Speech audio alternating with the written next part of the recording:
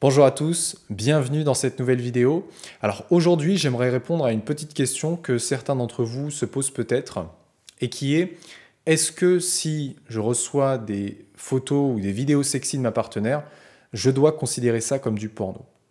Alors cette question, elle est assez intéressante parce que au premier abord, on pourrait se dire que c'est pas très grave, hein, parce que regarder des photos sexy de sa copine, de sa compagne ou de sa femme, c'est pas comme si on regardait des photos d'une inconnue qu'on aurait trouvée sur un site pornographique ou ailleurs sur Internet. D'accord? On connaît la personne là. Et puis aussi, puisqu'on a des rapports sexuels avec elle dans la vraie vie, eh bien le fait de regarder ses photos ou même se masturber devant, finalement on continue de se stimuler avec son image en regardant son corps. Donc voilà, ça risque pas vraiment de poser de problème.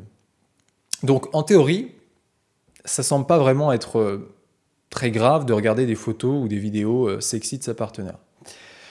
Mais vous vous en doutez bien, si je démarre la vidéo comme ça, c'est bien pour aller à contre-courant maintenant de tout ce que je viens de vous dire. Parce que oui, je pense personnellement que vous ne devriez pas regarder des photos ou des vidéos sexy de votre partenaire, peu importe d'ailleurs le type de relation que vous entretenez avec elle, si vous avez des problèmes de dépendance avec le porno. Pourquoi ? Tout simplement parce que si vous avez développé une dépendance à la pornographie, eh bien alors vous avez développé une dépendance à la stimulation sexuelle, visuelle et particulièrement de contenu virtuel. D'accord ?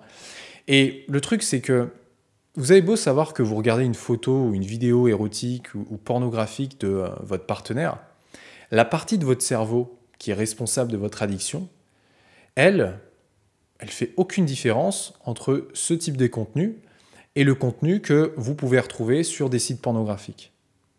Par conséquent, vous ne devriez pas être exposé à ce genre de contenu, tout comme vous ne devriez pas être exposé à du porno tout court, d'accord ? Ou même à du contenu érotique ou sexuel suggestif. Ok ? Parce que en regardant des nudes ou des photos sexy, vous ne faites qu'ancrer davantage vos schémas addictifs parce que vous permettez à votre cerveau de continuer à être excité et stimulé face à du contenu virtuel à caractère sexuel. Et si vous faites partie notamment des personnes qui souffrent de problèmes d'érection ou de problèmes d'éjaculation, eh bien vous risquez de continuer à nourrir ces problèmes qui ne sont ni plus ni moins que les symptômes de la cause qui est votre dépendance à la stimulation et à l'excitation visuelle et surtout virtuelle.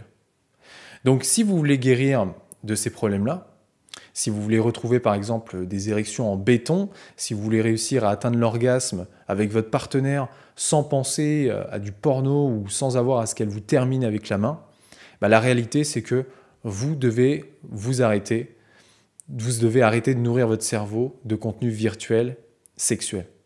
C'est une nécessité pour permettre à votre cerveau de se déconditionner de la pornographie et de se reprogrammer au sexe dans la réalité. Et quand bien même si vous ressentez peut-être que vos problèmes sexuels s'améliorent au fur et à mesure que vous avancez dans votre établissement, que vous diminuez la fréquence de vos rechutes, je vous invite à faire attention à ne pas tomber dans le piège de croire que parce que vos problèmes sexuels diminuent, vous pouvez vous permettre de regarder à nouveau du porno ou de regarder du contenu érotique.